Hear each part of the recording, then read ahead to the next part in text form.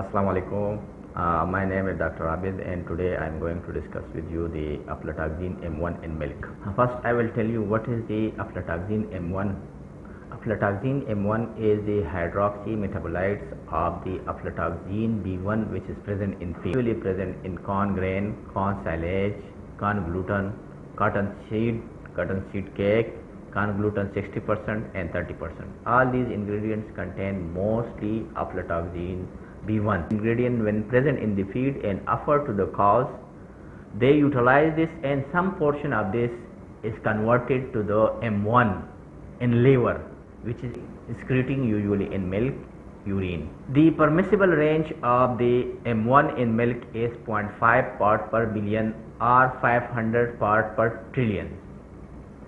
If the limit is exceeded, then this milk is not fit for the human consumption. The aflatoxin which is present in the feed is usually produced by the Aspergillus flavius, and this toxin when consumed by the dairy cow in liver, it's converted to the M1, and M1 is the hydroxy metabolites of the aflatoxin B1. That it contain more than 0.5 part per billion M1. Then how you will treat this?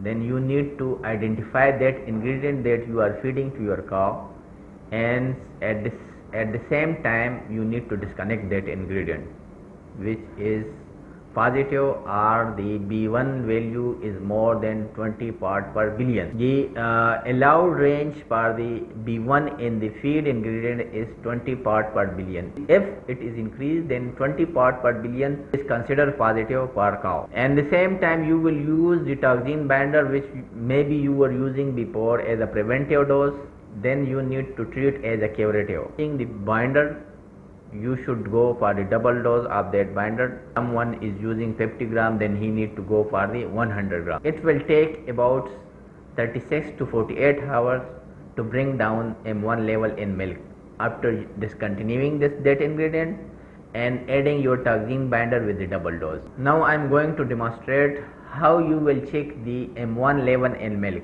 It is very simple and easy method. You can use the I will show you this strip. This is the rapid test strip. You can use this strip at field level and at palm level both. This strip is qualitative detection of M1. Mean it will declare you that if your milk is positive or negative. M1 level is more than 0.5 part per billion, and if it is negative, then it means it is less than that. Now I will show you how you will perform this test. Required for that test is micropipette. Okay, at the same micropipette you will use the disposable tap. This is 200 microliter micropipette. Okay, and the thermometer for the checking of temperature of milk, because you need to conduct this test at room temperature in 25 degrees C. These are the steps that I am going to use and demonstrate, and this one is the rake. I will tell you the procedure for this test. This is the micro valves which contain the antigen reagents. Milk should be at room temperature, being 25 degrees C. You can see that it is in the room temperature. I will take the just 200 microliter of milk sample, and I will mix this in the reagent with the 4 to 5 times, and then at the same time you need to work with the stopwatch because it needs the incubation time 5 minutes. So we will wait for the 5 minutes, and after that I will proceed again. Now 5 minutes finish, we need to take one strip. After putting the strip in the milk, we will wait for the 5 minutes, and after that we will read the strip. We will make the reading of the strip after 5 minutes. Two lines will be appear on the strip, lower line and upper line. Lower line is test line and upper line is control line. How you will elaborate the result?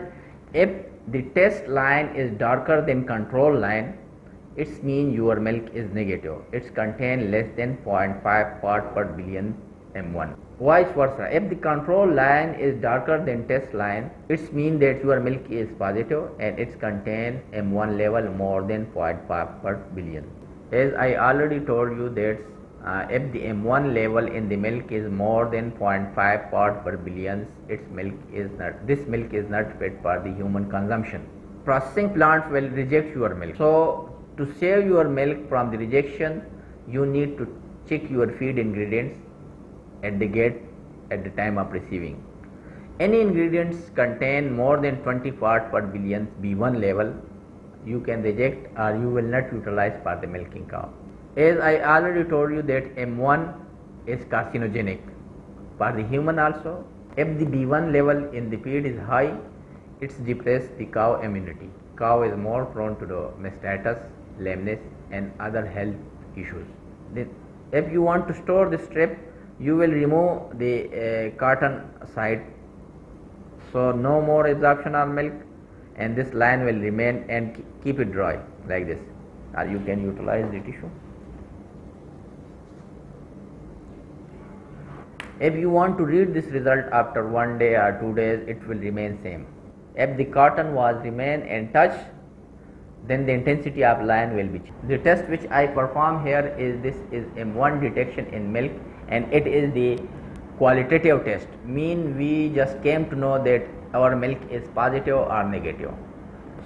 So the next step, if your milk is positive, then you need to go to check for the, in quantitative test you will come to know that how much M1 level in your milk.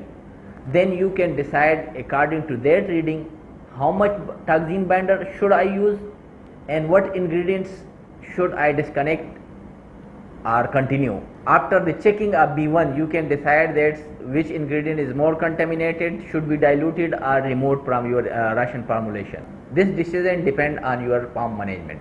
Thank you for watching my video.